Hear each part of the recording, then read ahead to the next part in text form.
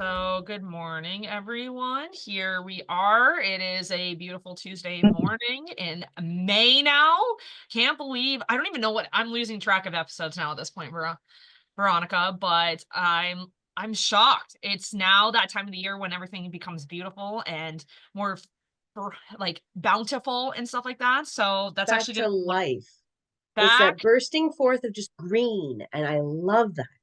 Yes, everything is green and reds and oranges and life is being restored. We all feel happier. We're all going out more. The This is a days are good day. longer. This is a good time. And next month we'll be even diving into more of that stuff. But today we're going to talk about holistic homestead. So we're going to cover some very special diets that Veronica has picked out for us that are very well, like good for all types of people. We're going to talk about how to get your home or apartment ready for the upcoming growing season. And then, of course, at the very end, we're going to talk about some recipes, and I'm going to give you a sneak peek into what June is going to offer. So let me share my screen and start this presentation now. Um, can everybody see my screen?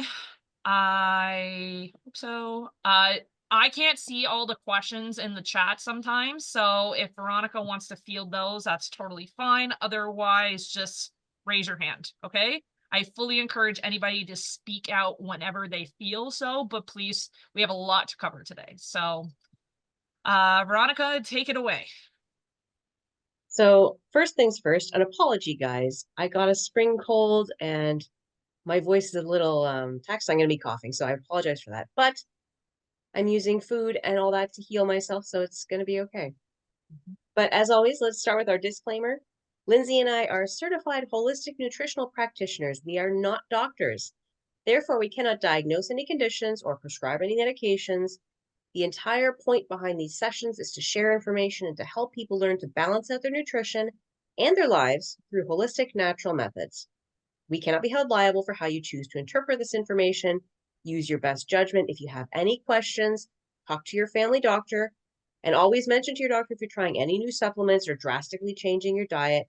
You want them on your team. It's much easier to work with your doctor than against them. Absolutely, for sure. Okay, I'll cover this one because I just literally did it last night. Sure. So do's and don'ts for this month. We always do a do's and don'ts. So let's talk about things. Do wash your produce thoroughly before consuming. If you've been on our previous shows, we have mentioned this countless times, and I'm going to reiterate it every single time. Use things like baking soda, apple cider vinegar, or regular vinegar when you bring it home. There's nothing wrong with you going to the grocery store, sticking all your produce in your sink, filled it with water, and then adding one of these three things to it and letting it sit. The longer it sits, the more you're probably going to be disgusted by what comes out. But at the end of the day, we can't always trust what is happening in our grocery stores. Just because we see it looks clean does not mean that it doesn't have a lot of things on it. So please, and this also applies to even whatever you bring from your garden inside as well, because the ground is dirty and gross. So please consider that. Do find out what produce works with your climate. We will cover climate zones and what is going to be best for your living situation, but I did most of the research for you guys. But if the produce brings added benefit to your local neighborhood, like a community garden, or a neighbor that really loves cucumbers, or you have another neighbor who really likes radishes, just consider that when growing, because trust me when I say your garden will grow more than you can handle if you do these things right. Okay. Do you consider pickling, fermenting, or storing leftover produce during the off season? That doesn't mean you have to wait until the fall to do that. If you feel like you are growing cucumbers and you have 10 cucumbers in the backyard, just start picking them off at their peak freshness and then doing whatever you can to store it. Okay. I can almost guarantee you will get overwhelmed at one point when it comes to things like tomatoes, cucumbers, beans, peas. So just consider that when they are at their peak, picking them and storing them properly. Don't use pesticides or harmful sprays or fertilizer when starting your garden. you'll find that a lot of produce needs pollination, and if you put these things into your ground, you're either going to kill off the butterflies, the bees, the hummingbirds, and you're gonna find that it's going to cause bigger issues in the long run of things. Okay, so try to avoid those as much as possible. Try to be as organic as possible. Um, don't stress if things take longer or don't fully grow in your garden, as some items take extra care or biological mapping when being planted. What we live in southern Ontario. We do have cold and warm climates, but that doesn't mean that everything is going to get the full amount of sun, the right amount of nutrients. So don't worry if something doesn't properly go. It's actually a good indicator that your soil is actually not able to handle it, honestly. Like I said, we'll give some tips later on how to make our plants and herbs happy. But yeah, just consider that it's not a problem if it doesn't work out, okay? And don't overthink. When it comes to gardening, dieting, or overall health in general, your body and the earth knows how to adapt in all situations. So always trust the process, okay? And I'll cover this next one too because it's just our produce for the month. So, guys, who loves asparagus? Just like me. Yeah, I'm obsessed with asparagus. Guys, I cannot stress to you how I saw it at the grocery store the other day and I was like, it's time. Everything in my recipes is asparagus. Love it. If anybody wants a recipe, they can give me a call later. But yeah, it's the time. Eat as much as you want. Like me. I don't know about you guys, but I eat a lot of radishes as well. They're really good in like salads if you just shave them down. You don't have to do anything with them. You just have to like shave them or dice them up and throw them in a salad. That could be like your red in your like weekly produce. But yeah, radishes, awesome. Please consider buying those the next time you're at the grocery store. This is my other favorite is snow peas. I literally have memories of growing up as a kid and my grandmother just handing me a bag of snow peas by the fire and me just consuming them all day long because they're my favorite things in the world, okay? So yeah, full rain, definitely try them if you can. Spinach is in season. So yeah, spinach is like really good in like smoothies or in salads or on sandwiches. So consider adding that to your greens throughout the week. And rhubarb. And I want to see who is my snow peas are great in stir fries as well. Yes, I agree with that, Michael. 1000%. Now, does anybody have a childhood memory of like just grabbing rhubarb from the garden and putting a tiny bit of sugar on it and then just consuming it? Or is that just me? Okay, just me, apparently. I love rhubarb. It's fantastic in jams and pies, obviously, or just eat as is. You could add it to like same thing smoothies. Just consider the fact that it is considered bitter. Okay. You can also make Um, wine out of rhubarb. yes, you can also make wine. I do We that pretty regularly. It's delicious, and I made a strawberry rhubarb wine, but my favorite was a cranberry rhubarb. It's tart but wonderful. Yes, I agree with all that. 1000%. So definitely consider all these things when moving forward. Triple threat wellness, all organic seasoning smoothies. Yep. I thank you, Destiny. Appreciate that. Okay, this is where Veronica comes in now. You can tell me how you want to take this. Go to the next slide, I guess. So, let's talk about two diets that I think are really beneficial for this time of year because they kind of capitalize on all these fresh fruits and vegetables that are coming into season right now. So one of them is the Mediterranean diet, and one of them is called the macrobiotic diet. Now, you probably have heard of the Mediterranean diet. It includes things like not only fruits and vegetables, but nuts, seeds, oils, whole grains, legumes, beans. They also eat healthy proteins like fish and seafood, or not necessarily organic, but good quality meats. It's all about the quality of the food.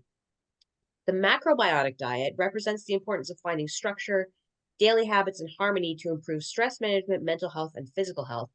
And I wanted to mention this one today because I notice a lot of people right now are dealing with these kind of things. And I really think that kind of shifting your diet towards a more macrobiotic style might help a lot. So, important nutrients you'll find in these diets include things like chlorophyll, fiber, vitamins, minerals, and phytonutrients. I'm sure we all know what a phytonutrient is, but just to reiterate, it's any nutrient that occurs naturally in a plant. So, vitamin C is a phytonutrient you'll find in oranges, for example. Next slide, please, Lyndsay. Is it on there? All right, so starting with the Mediterranean diet, this is probably my favorite and definitely the way that I usually craft my meals. It has a foundation of plant-based foods, but still includes proteins like fish, poultry, eggs, cheese, and yogurt a few times a week. Meat and sweets are eaten less often. It's about mindful eating too. It's been shown in both large population studies and randomized clinical trials to reduce the risk of heart disease, metabolic syndrome, diabetes, certain cancers, specifically colon, breast, and prostate, depression, and in older adults, a decreased risk of frailty, along with better mental and physical function. Now, if that's not a list of benefits that you can't get behind, you might want to rethink your food choices. Next Yeah, slide, please. the Mediterranean diet is actually mostly recommended to people with heart issues. Well, it's one of there's actually one slightly more recommended for heart issues, but we'll get into that at a different date. Of course, But the but this is like Mediterranean the diet, yeah, the go ahead. Mediterranean diet is actually the most recommended eating plan for most conditions. So if Yeah. you have almost any medical problem, your doctor might recommend the Mediterranean diet because the nutrients really make an impact in your health. Yeah, it's the amount of healthy fats that you're getting in this one is really good for inflammation. So anybody that you know that has um like fibromyalgia or arthritis or any of those, they actually are very they're mostly recommended on this. And this is actually most commonly one of the diets that some of the blue zones, if you haven't heard the term blue zone, it just means it's where the centurions are. There's a good documentary on Netflix that you can watch. But these people who are living over 100 a lot of them are on Mediterranean diets. And one of the locations that is a blue zone is in Greece. So it makes perfect sense that they eat all of these things. Okay. So just consider this is like one that we always recommend to people when starting off a diet. We don't like the term diet. We like the word lifestyle change. So, okay, I'll go to the next one. Thank you. So the macrobiotic diet, this is something that I kind of try to model my own meals after because it's really easy to follow. It's all about 25s. So it's created based on the longest standing civilizations to help you discover foods that make you feel good about yourself and your health. What you do is you break your plate down to about 25% grains, 25% legumes, 25% vegetables, and 25% fruit, nuts, and seeds. But the main key that makes it all work really well is being mindful through your eating of our stressors and discovering foods that strengthen you mentally and physically and connect you with the universe. It's if you do more when you eat than just shovel food into your mouth and pay attention to the textures of the food and the taste of the food, even the temperature. How does it feel in your mouth? How does it feel when you chew it? How does it make your stomach feel when you swallow? It completely changes your experience of the food, and it really your science has shown your body will digest and use those nutrients a lot better if you eat that way. So Yeah, this diet's all about being mindful about what you're putting in, and also the 25% help you kind of break down how much of everything you need. Yeah, so 9 times out of 10, a new holistic nutritionist is gonna ask you to download a macro app to count your macros for the day. Okay.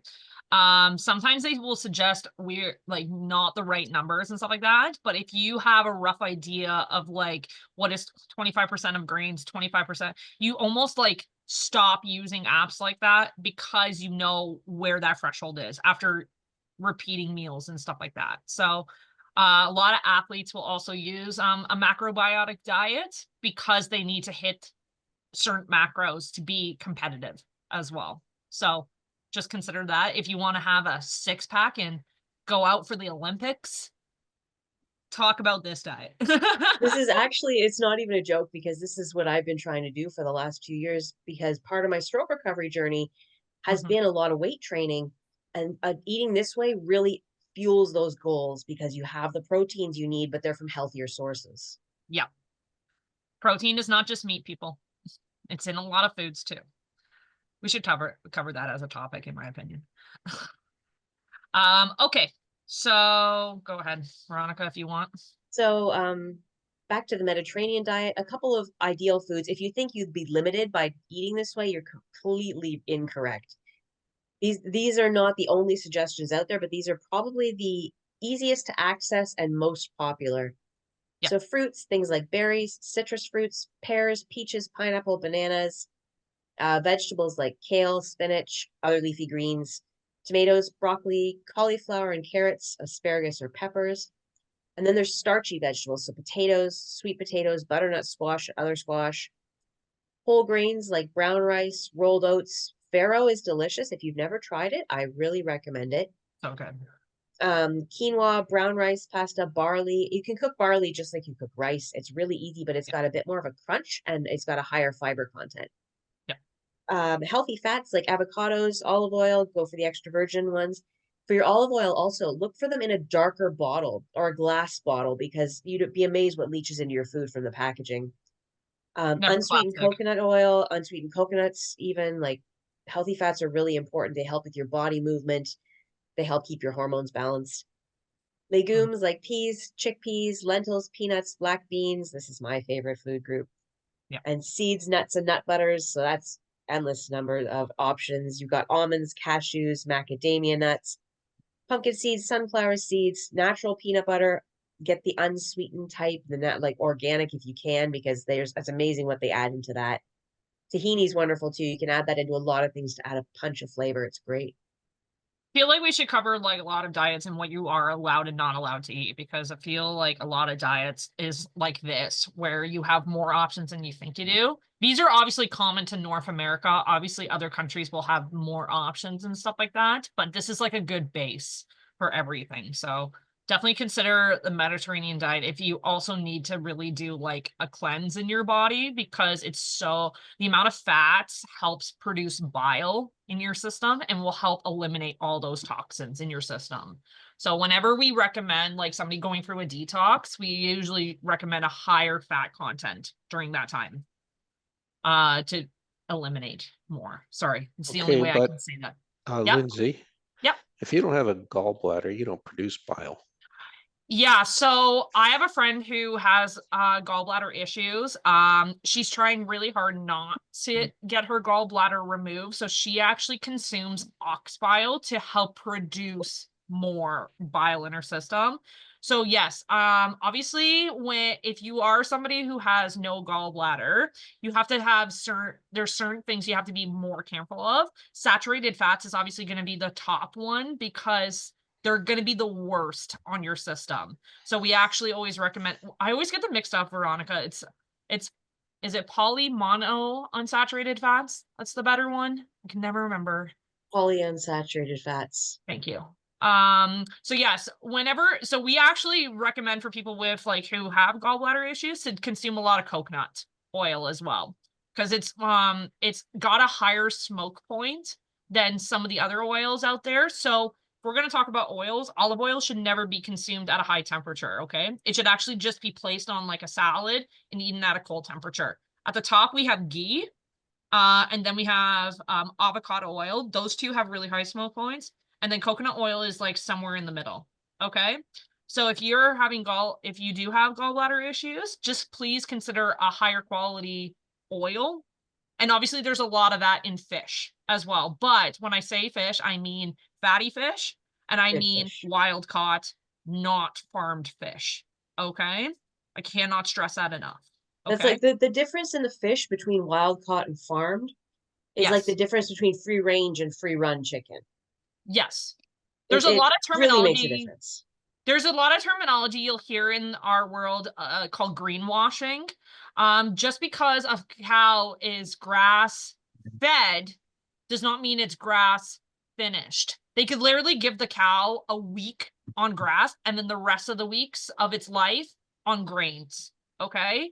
So grass finished means that it was throughout the entire process. Okay. So consider that. And yes, I remember we had this discussion, Michael, about the gallbladder stuff. If you want, I have like a lot of books behind me here that have tips and tricks for people who have had their gallbladders removed. So you can always Okay. call me if you want to like discuss better options for you. Yeah. Let me explain something while we're doing this actually right now. What we give to you on this show is really good knowledge, okay? But at the end of the day, we as nutritionists individualize your approach based off of your symptoms, your health issues, your everything, okay? So we don't have a problem sharing the basic knowledges with you guys because at the end of the day, you're still a human snowflake, is what I call people. Every snowflake is different. Everybody's DNA and RNA is different, okay? Just because you might switch to a Mediterranean diet and eat seasonally does not mean it's going to give you the full added benefit at the end of the day. So if you feel like you have a disadvantage due to a health concern, you should always reach out to a holistic nutritionist to help you with those needs. Okay? Do you agree with me, Veronica? I would add a point in there. Yeah. Like I mentioned, keeping your doctor on your team. Yes. If you have any concerns, symptoms, issues, whatever you're dealing with, talk to your doctor first and tell them you're going to ask a nutritionist about it. Tell them you have a nutritionist on your care team or whatever you want to call it, and just get them working together because you'll get way better results that way. Yeah, so most holistic nutritionists work with naturopathic doctors in their offices so that you can get both at the same time. But there are tests that nutritionists can offer to you that you are allowed to take back to your family doctor and ask them to run proper blood tests on. Okay. It's called a NutriBody, and we are allowed to do it on clients if they request it. We don't typically do it on everybody, but we can perform it on whenever somebody is a little bit concerned about certain levels. And I know people who have taken their results directly straight to their doctor and asked if there's any subsequent tests that they can perform. It's always best to consult a naturopathic doctor, your regular GP, a specialist with all of these things. Okay. And I will say, you said something earlier that is very true. Yep. Your body learns how to deal with things. Like I haven't had a gallbladder in, it's going close to, it's not at 30 years, but we're getting there. Mm-hmm. And at first, red things like spaghetti sauce, eating things like bacon. Yeah, Yep. they weren't good. Of course. Now, 30 years later, my body just doesn't care anymore. It doesn't. I don't have We those adapt. reactions. We're an adaptable species. I don't have those reactions anymore as a typical. It's very, That's good. like usually after you've had a gallbladder, it's not hard to have heartburn. Yep. I rarely ever have that anymore, and it's because your body, like you said, your body adapts to what it has available and obviously what you put into it. Yeah, a lot of our bodies will adapt to it. We also study what's called a blood type diet in our schooling, and I'm O positive, and I'm more carnivore than somebody who is like A or B. Okay.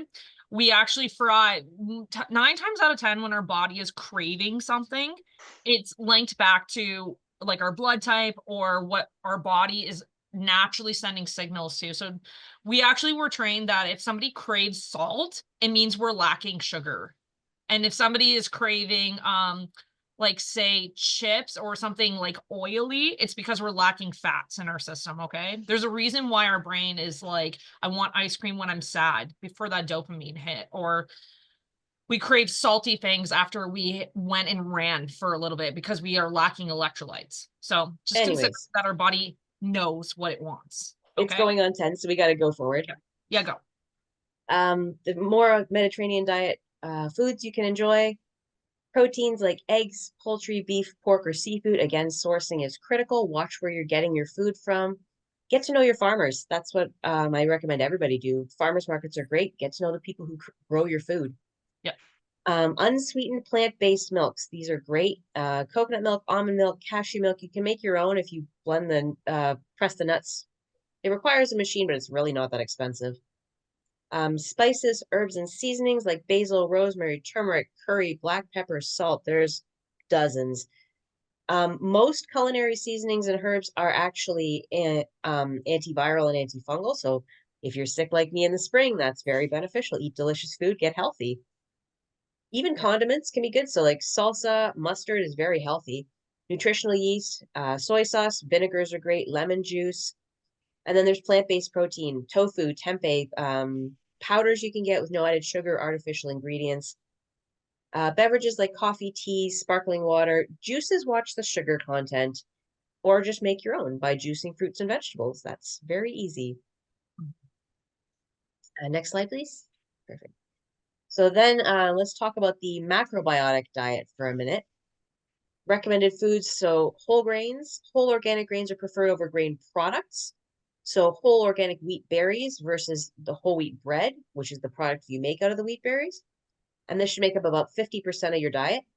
Seaweed, like sea vegetables, there's a few listed there. If you haven't tried these, don't be scared. They're actually delicious. What I do, I take something like kelp or nori and blend it up so it's like a powder, and then use that as a salt substitute, because it's amazing how much flavor and nutrients you can get from a tiny bit. Beans are great. So although not all beans are allowed, things like adzuki beans, chickpeas, lentils, soybeans, and fermented soy products are encouraged to be eaten daily because these are very good for your gut. Healthy source of protein too.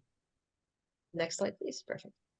Certain organic vegetables are recommended. They emphasize about 1/4 or 25% of your foods come from locally grown vegetables. Most of the vegetables should ideally be lightly steamed, blanched, or sauteed with unrefined cold pressed oil instead of raw, baked, or roasted. This just helps with digestion. Some vegetables, like those in the nightshade family, are just not allowed. Nightshades include tomatoes, eggplant, potatoes, and peppers. I don't actually avoid these all the time because I don't find them that inflammatory, but a lot of people do. And this is a lot of the time due to their high content of things called alkaloids. Yeah. The research has not indicated this is true for the general population, so I think it's really as individual as each of us are. Other things like avocados and spinach are not permitted because they're considered too high in yin, which is the female energy, the half of yin and yang. And that can create an imbalance in your body, according to the macrobiotic enthusiasts. Yeah.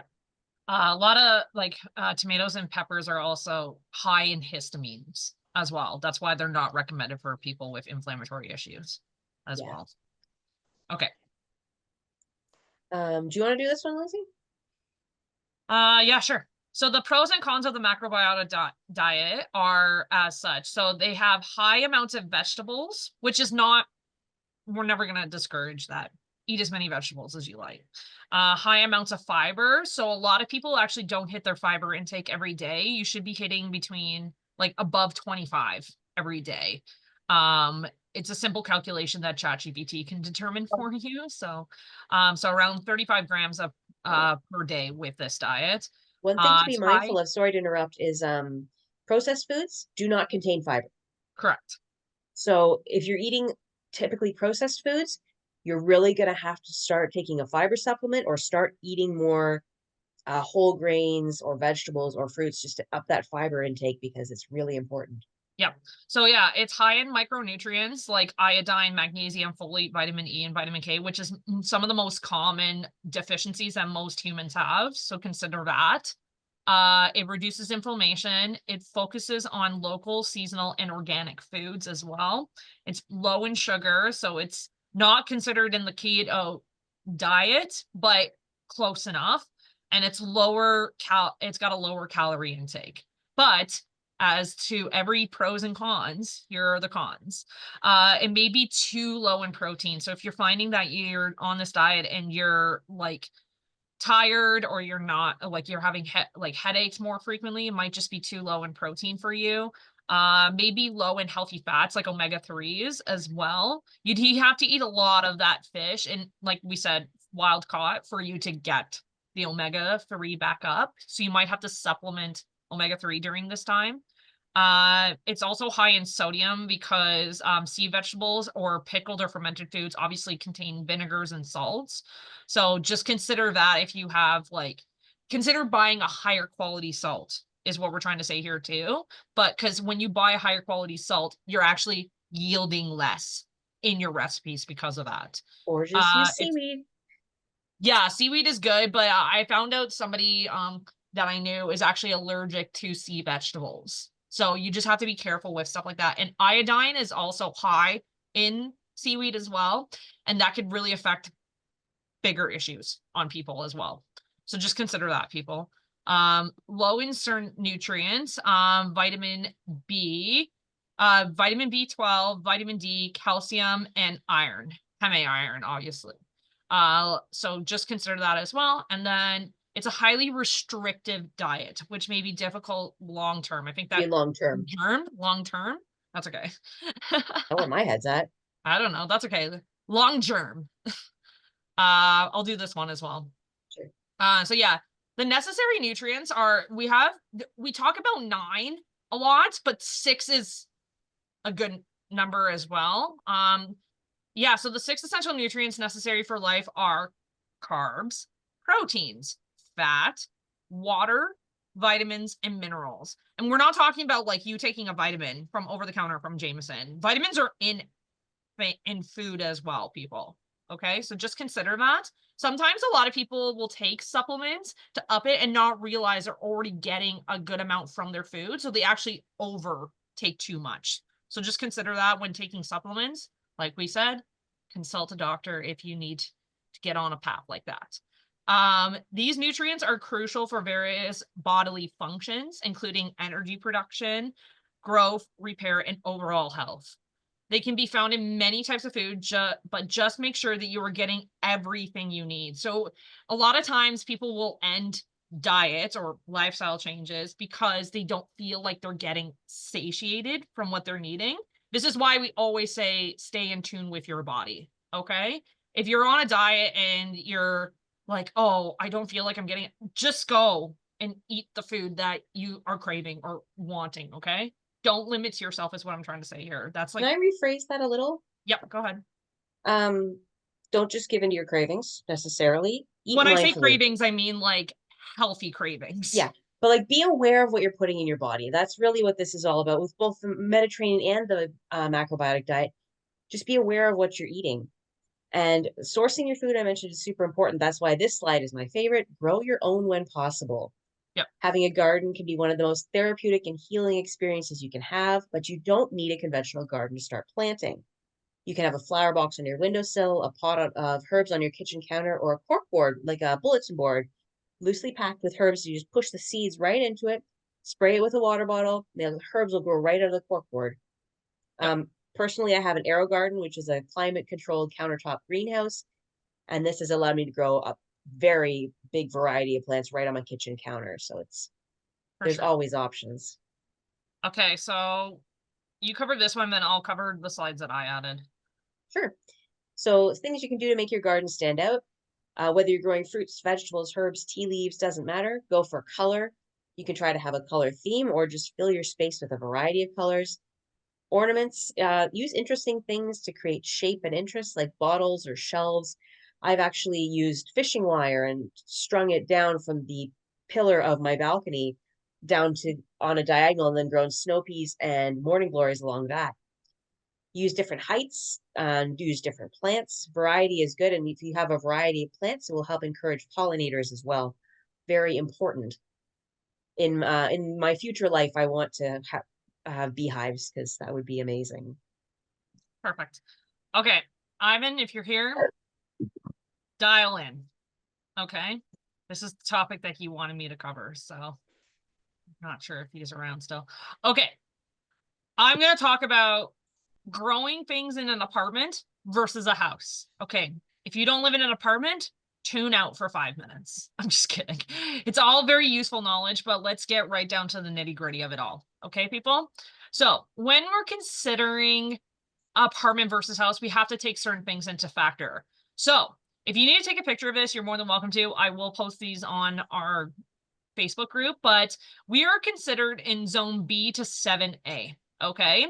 Now, if you hear that term, that just means it's how like the Farmer's Almanac determines what things we can grow in these zones. Okay. You'll actually find that most plant like places that you go to will already know what is good for our zone. They don't typically grow things that obviously would not survive in our own homes. Okay. We are frost free from mid to late May until September or October. Who remembers snow on the May 2-4 weekend? If you see snow on the May 2-4 weekend, don't plant your tomatoes that day. Okay, people? We obviously know how our houses are going to adapt to certain things. I actually typically don't start my gardening planting things until the first week of June, only because frost can live longer than the May 2-4 weekend. Okay? When we're talking about self-pollination, these are plants that will actually either self-pollinate themselves or the pollination will move around. Okay. So if you live in an apartment building, we'll cover this more. These are things that you should consider growing, as you don't need to worry about bees and butterflies coming and pollinating them. Okay. So obviously things like tomatoes, peppers, eggplants, beans, peas, greens, herbs, strawberries, and radishes are the most common that you can grow. Avoid squashes, cucumbers, melons, fruits, trees. Okay. Well, Now, if you have the wanting to grow squash and cucumbers, which I do every year, yeah, you can actually self-pollinate by take the plant and gently yeah, just I'm actually shake going to it. cover that in the next slide. Yeah, Okay. right on. It Yeah, I makes just such want to a let you difference. know. And like, No, it's okay. I just don't want to get ahead of the game here. yeah, So, no worries. so yeah, wind and temperature is obviously a high winds can shred leaves and break stems and rapidly dry out soil.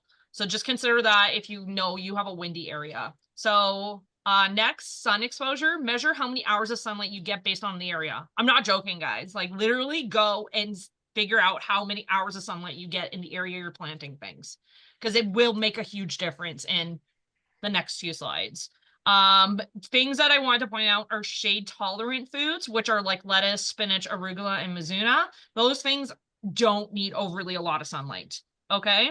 And then watering containers dry out much faster than beds. Okay.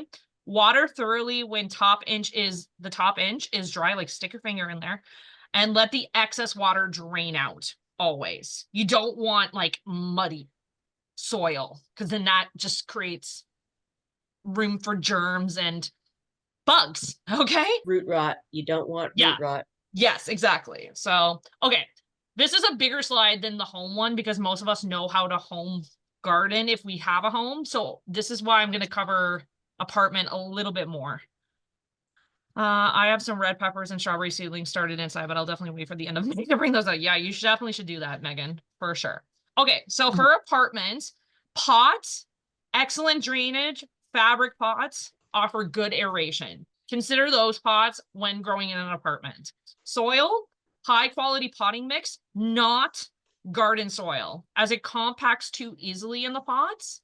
So consider getting a potting mix instead. Okay. Depending on what kind of where in your apartment building you lie, facing like the sun, obviously, consider these tips when it comes to like south facing, west facing, east facing, north facing. Obviously, south facing is going to get the most sunlights, like 6+ hours. So you could definitely get away with tomatoes, peppers, cucumbers, and strawberries. West facing ones are 4 to 6 hours roughly. Many vegetables and herbs can be grown, but it gets very hot very fast. East facing, you'll have the morning sun. So the sun is not at its most UV index at that time, but it's still sun at that time. And obviously in the summer, the UV can be still fairly high in the morning, not at noon. Okay. So things like leafy greens, root vegetables, and herbs and beans and peas are really good for east facing apartments. And then north facing, which is the ones that obviously get the least amount of sunlight, it's really challenging for you to grow anything because you're getting less than 4 hours. Okay.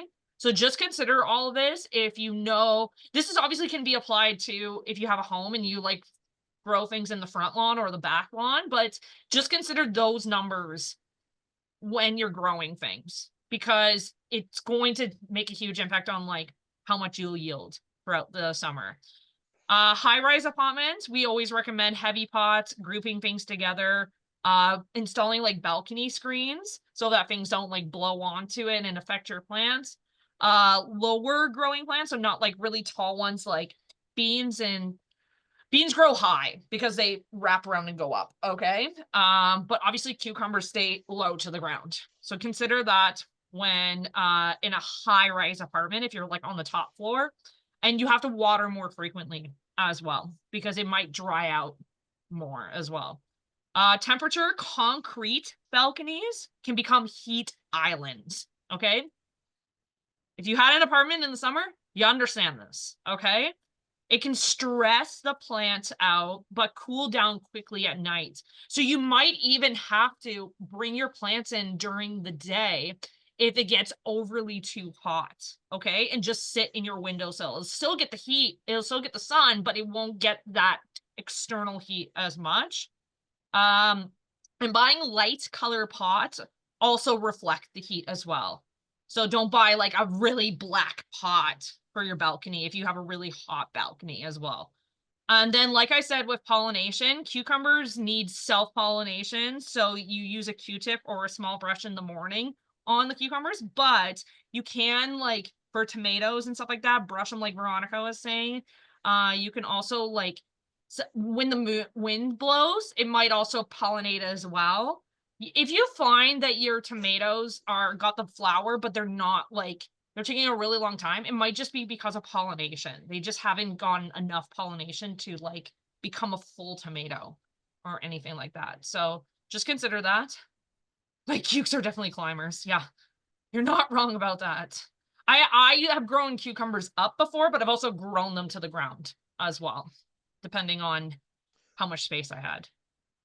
Okay, so a home or community garden now. This is for all the homeowners who love to garden, love to grow, or just have a community garden in their neighborhood. Okay, so most vegetables and fruits need at least 6 to 8 hours of direct sunlight per day.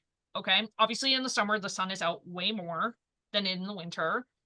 So don't worry about like the nitty gritty of like getting that full 6 to 8 hours, basically. Drainage, avoid low spots where water pools. Like Veronica was saying, vegetables don't like to sit in that mud grossness, okay? That's actually why we talk about raised beds quite a fair bit when making a garden. Soil, add manure, compost, coffee, eggshells. There's 1,000 tricks out there. I'm sure you've all heard about what to add to soil. Obviously, our compost is going to get a lot of the nutrients and vitamins and minerals from throwing things into our compost over the year. But coffee is like not, you wouldn't typically throw coffee in unless you're going something very acidic, like tomatoes. Okay. And eggshells are, I can't remember what eggshells are good for. Go ahead, Veronica, if you want to talk. Eggshells keep slugs away from your food. Yes. So if you hate slugs, get the And eggshell. there is some science that shows that they increase the calcium amount in the soil as well. So they're beneficial. Yes. And once again, raised beds are the best for drainage. If you don't know what a raised bed looks up, look it up on Google. Okay. Same thing again, pollinators encourage native plants. So things that are commonly growing in your area.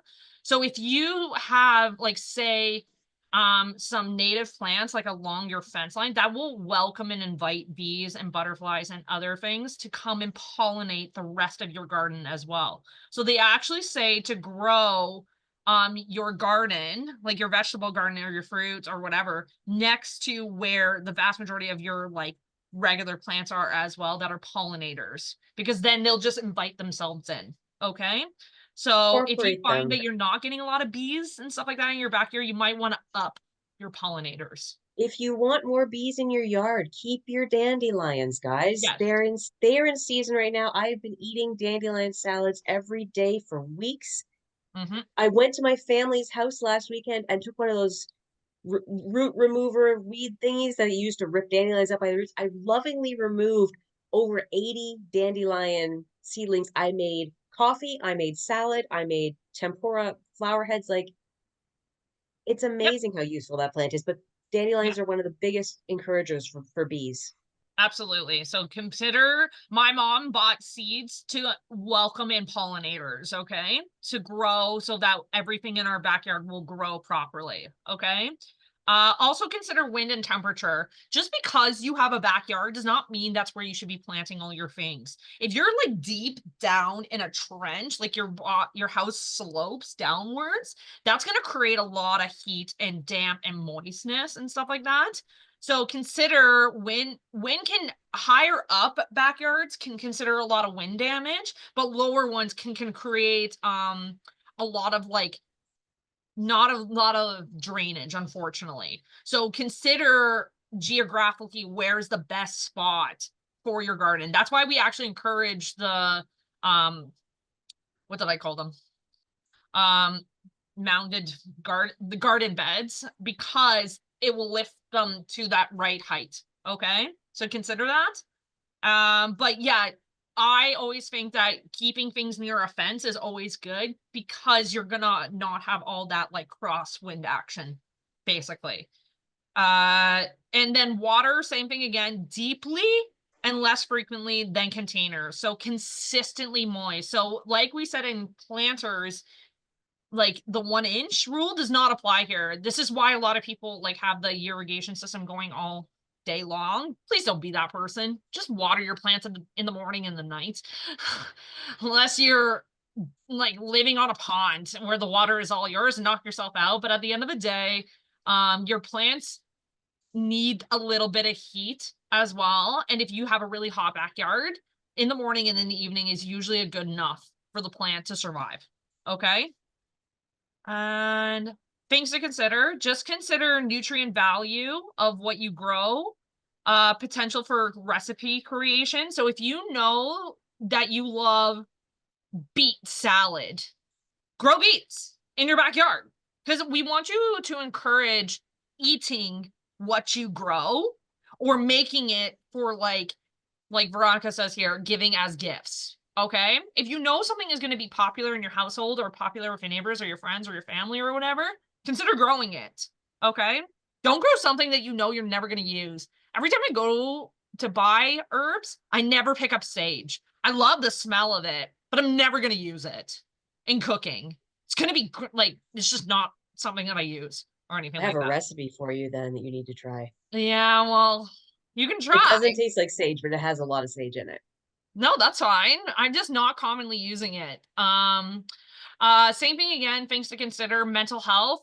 Lots of people who garden reduced mental health. They actually, most senior living centers have a community garden to give them a purpose throughout the year. Okay. And it has shown that seniors that have a garden eat better and have less inflammation, and they have better mental health clarity. Okay. So just consider that when doing it for yourself. And then your garden always looks fantastic when people come over, and then they're like, oh, can I have this? Can I have that? Absolutely. If any of you get to meet Eva Kabeka, her backyard is a masterpiece. It's like a wonderland of plants and everything.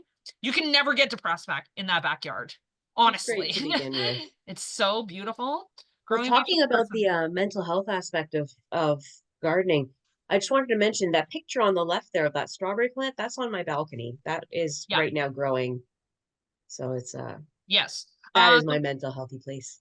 I'm happy for you.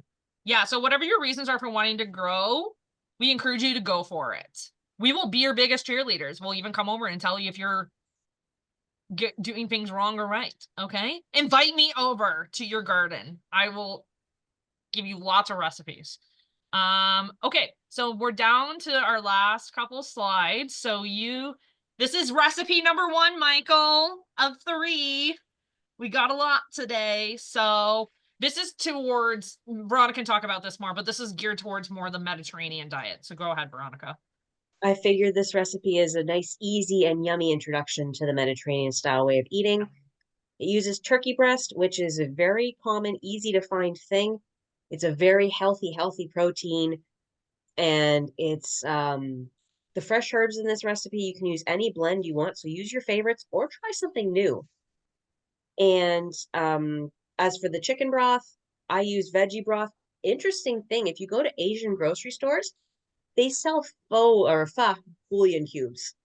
So you can make a pho broth, which is kind of wonderful too. 4 cups of spinach. You can use any greens. I like spinach with the turkey because it's just a nice combination. But this is really easy to make. Get a cast iron pan screaming hot, season the turkey, sear until golden. Add the herbs. It's very easy recipe, very healthy. Yeah, absolutely. You can cover this one too. I'll cover the last one. Sure. This is what I was making all last week and this week. Homemade ginger citrus immunity boosting shots. These are a blend of things that boost your immune system, and it's a very, very tasty way to get healthy again. So basically you throw all these things in a blender. So oranges, lemons, fresh ginger root. You can use dried ginger, but it's not the same. It's really not. Fresh turmeric root, same thing. Ground cinnamon, cayenne pepper, black pepper, all that in a blender, process until it's mostly smooth. Then you put a strainer over a bowl, pour it through it, and then push it down to get all that juice out. Add the honey to taste and drink them by the 1 ounce a couple times a day. It really, really helps. Guys, this is not something that you need at the cold time of the year. This is an all the year time the way through. You don't have to be like doing it every single day, but if you feel like your immunity is going down, we always recommend it as a preventative and as an ongoing thing to consume. Okay, so if you feel gross and yucky, start it then, and then when you are done being gross and yucky, you can stop it. Okay, this is the same like fire cider. So if you remember our recipe from back in the fall of that, it's the same concept. You're just going to use it when you feel off. Okay. And Megan had a question. Yeah. Is there any benefit to using fresh ginger over minced ginger that comes from a jar? My comment on that before you get into it, Lyndsay, things that come in jars tend to have preservatives. Yes. So just watch out for that. Yeah, unfortunately. Okay, so anytime you dry something out, you're also taking away nutrients and vitamins and stuff like that too. So obviously when we have herbs, spices in like in the like little containers in our cupboards, that's going to not be the same as picking it out of your garden. Okay. Potency is reduced. Yes, exactly. The quality is reduced. You're getting less nutrients. You're getting less added benefits, stuff like that. Okay. Obviously, pepper is not something we're grabbing from our garden. That's going to be in whole form. Okay. But if you have, like, say, rosemary, cilantro, parsley, coriander, mint, dill, it's going to taste better. You're going to yield less because it's not dried out, and you're going to taste, it's going to taste completely different is what I'm trying to say here. So always consider fresh in the summer as much as possible. So and the farmers market's a great resource for that. They sell all these things there. Yeah, if you're not going to grow it yourself. Okay. So the last recipe is from our professor, Eva Kabeka. If you haven't, Ricardo, taking the cooking class, this is one of the recipes that we make in the cooking class. But at the end of the day, I recommended this recipe because I love beets. Okay. I'm being selfish today, my friends. If you love beets as much as I do, this is the recipe. The one thing about this cookbook that I love about that Eva does is she makes it very versatile. So if you look at the recipe here, you'll see you can choose between any of the spices here. And then she gives you alternatives. If you don't have, like, say, horseradish paste, you can add cayenne pepper instead. Okay. Now, the best thing about this recipe is how simple it is. See, there's only 3 steps right here. So you shred the beets with a grater. And if you want to boil or bake the beets first, knock yourself out. Not going to stop you, but you don't have to cook a beet to eat a beet. Okay. You can just shred it with a shredder, get it nice and thin, and then that can be consumed that way as well. So yeah, shred beets with a grater. Useful tip, wear gloves. Yes, please wear gloves, especially if you're somebody like me who gets her nails done. My hands are orange because I've been eating turmeric like a pound the last few days. My poor mother put turmeric in a recipe the other day, and her nails were like white when she got her nails done. Yeah, they're not white anymore. Stains. Beets will do the same. So if you don't want to look like you committed a murder, wear gloves. Yeah, exactly. Agreed. So same thing, chop all the ingredients and add to the bowl and then mix well and serve. You don't have to add fennel. You don't have to add, sorry, is there a benefit of using fresh ginger over minced ginger that comes in jar? Yeah, okay. Yeah, I mean, it's the same with garlic as well. I love minced garlic because I absolutely hate chopping garlic, but we all have our vices in life. But yes, no, this recipe is very good for this summer, especially if you're going to be growing beets, Ricardo. You could add apples, you can add dill or fennel weed or none at all.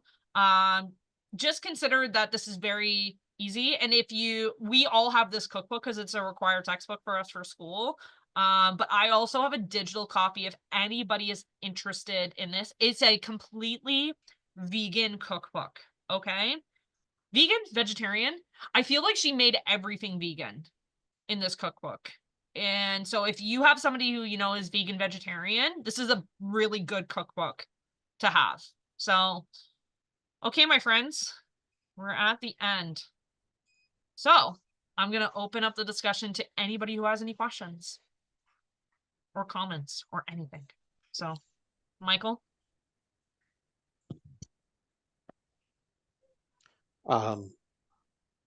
That last one, all that chopping for the beets.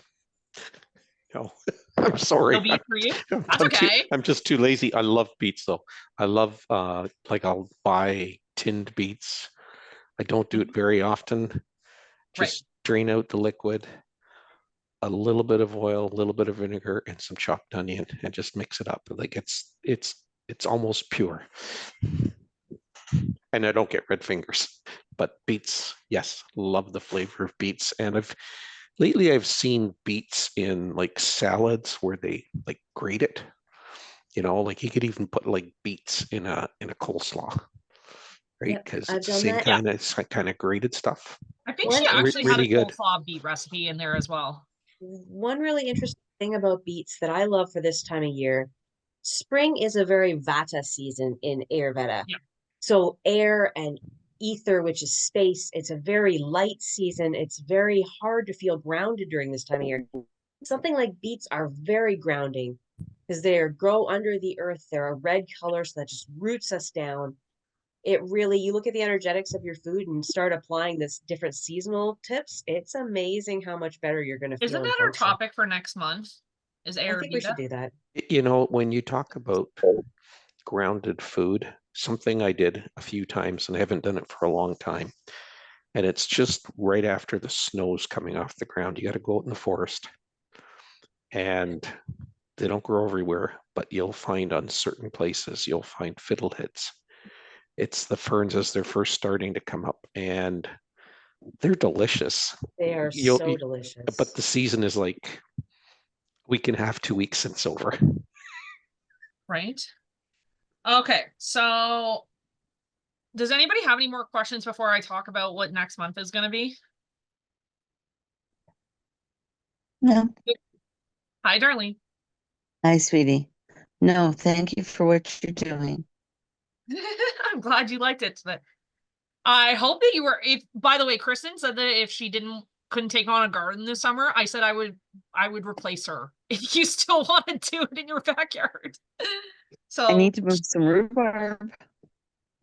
Yep, rhubarb is so good, so good. Space for it. It's already getting huge. Yes. You need space for it. Yeah. You do need space for it. You're not wrong. No, it's the case where it's been the last number of years, the wall is starting to fall. So we need to move it over. Oh, okay. Well, if you need any help, you can give me a call. I hope everybody liked. Thank you. Today. Yeah, no problem. Did anybody have any questions? Vincent, what did you think today? Oh, it was cool. It wasn't, it was interesting. Yeah. And it's all vegetables, so things like mushrooms didn't really show up and that kind of thing.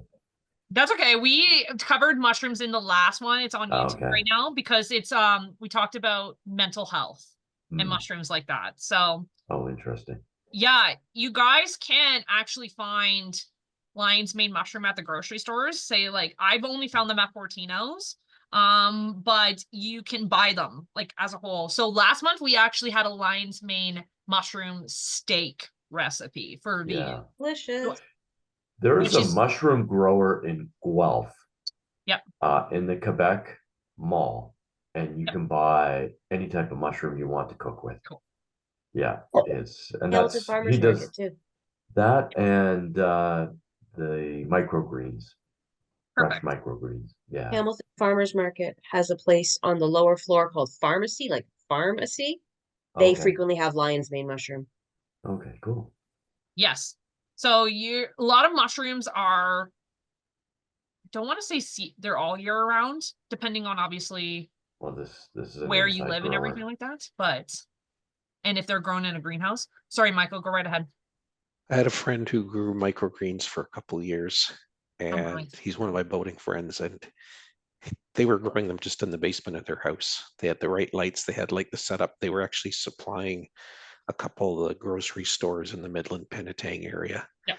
Why'd you And stop? he's got other businesses going, it was just too much. But yeah, he would bring in the one, and I can't remember what it was now, but it was like this, it was like almost like a horseradish kind of flavor, nice, hot, spicy kind of thing. Great on eggs, great on, when you do the taco, the dip with the cream Yep. cheese and the salsa on there, and his wife would throw some of those on top. That was like such a favorite. Like, it was so good. If anybody has Amazon Prime, I know a lot of people don't like him, but I really like this show. Clarkson Farms covers how they grow mushrooms in the basement. Come on, it's such a good show. I'm sorry. I politics aside, I think he's really smart on what he does. And he grew mushrooms for the first time on his farm.